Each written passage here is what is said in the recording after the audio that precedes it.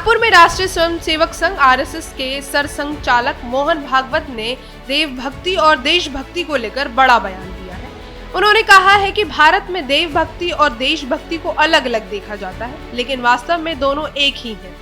भागवत के अनुसार जो व्यक्ति सच्चे मन से भगवान की भक्ति करता है वही देशभक्ति भी करता है। इसी तरह जो प्रामाणिक रूप से देशभक्ति करता है उसे भगवान की भक्ति भी मिल जाती है। उन्होंने कहा है कि ये कोई तर्क नहीं है बल्कि अनुभव है। उनका ये संदेश आध्यात्मक और राष्ट्रभक्ति के मेल को दर्शाता है। चले जानते हैं पूरी रिपोर्ट। श्रद्धेय श्री श्री रविशंकर महाराज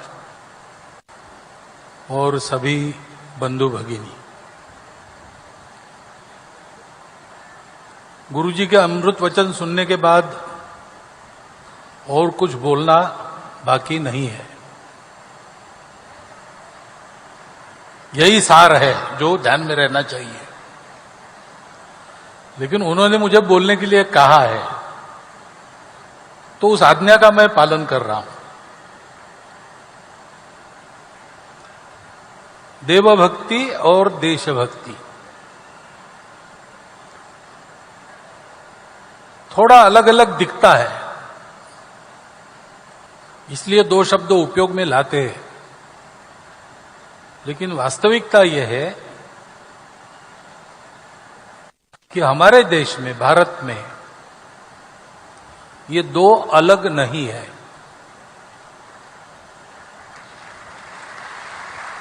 एक ही बात है। जो वास्तविक भक्ति करेगा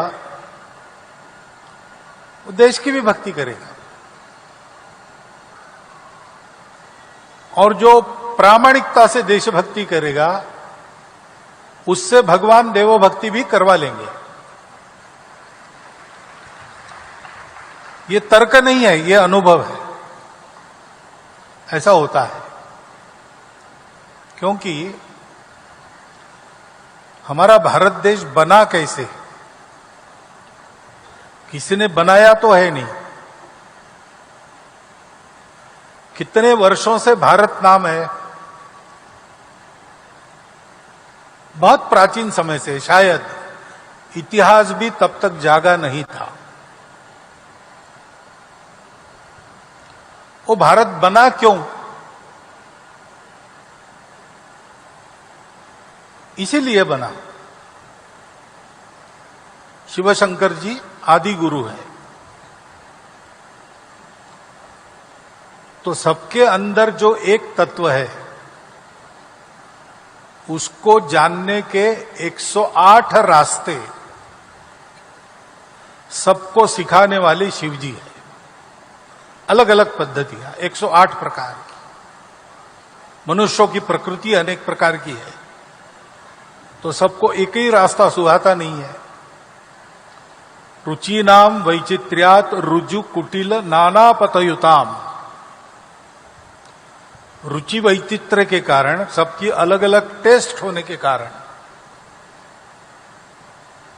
सीधे साधे सरल, टेढ़े मेढ़े कठिन, अनेक प्रकार के रास्ते हैं। किनके? मनुष्यों के, नृणाम। लेकिन जाना सबको एक ही जगह, एको गम्या त्वम असि। रुचि नाम वैचित्र्यात रुजु कुटिल नाना पथयुताम नृणाम एको गम्या त्वम असि। तुम ही हो। ये जो नाना पथ है, इसके उद्गाता एक तरह से शिवजी है। सारी मानव जाति सत्य को पाकर उसका कल्याण हो, इसलिए तपस्या भारत में हुई है। और उस तपस्या का सार जो अंदर की वस्तु मिल जाती है, तो जानते हैं कि जो हम में है वो सब में है, और जो सब में है वही मुझ में है। तो हमारा आपस में संबंध है, प्रत्यक्ष रिश्ता है, हमारा कॉन्ट्रैक्ट नहीं है। बच्चों को हम इसलिए नहीं पढ़ाते कि वो बड़े होकर हमारी सेवा करें। वो नहीं करेंगे तो भी पढ़ाना हमारा काम है, क्योंकि वो हमारे अपने हैं। ये जब बात है तब बच्चे भी बड़े होने के बाद सोचते हैं कि लाड़ प्यार से मुझे बढ़ाया, बड़ा किया, तो इनकी सेवा करना मेरा काम है। जीवन अपनेपन के आधार पर चलता है। इस अपनेपन के संबंधों को आज दुनिया तरस रही है।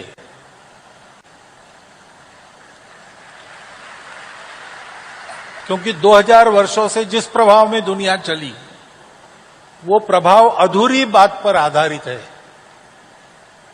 उसको ये जोड़ने वाला मालूम नहीं जो सबके अंदर है। और इसलिए हम अलग अलग हैं, हमारा अलग अलग स्वार्थ है। जो बलवान होगा अपने स्वार्थों को पूरा कर लेगा, जो दुर्बल है वो मरेगा। ये दुनिया का नियम, ऐसा मानकर वो चलते हैं। और इसलिए हम देख रहे हैं कि इतना विज्ञान बढ़ा हुआ, मनुष्यों का ज्ञान बढ़ा, सब होने के बाद भी झगड़े तो आज भी चल रहे हैं। मनुष्यों में असंतोष आज भी बरकरार है। आपस में कट्टरपन बहुत बढ़ता है। सुख सुविधाएं बहुत हो गई, संतोष नहीं है।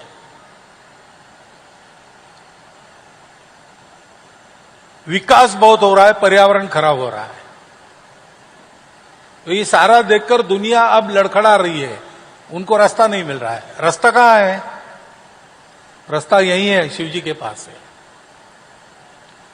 और वो रास्ता जब मिला तब सोचा गया हमारे पूर्वजों के द्वारा कि सब अपने हैं तो सबको ये बात मिलनी चाहिए।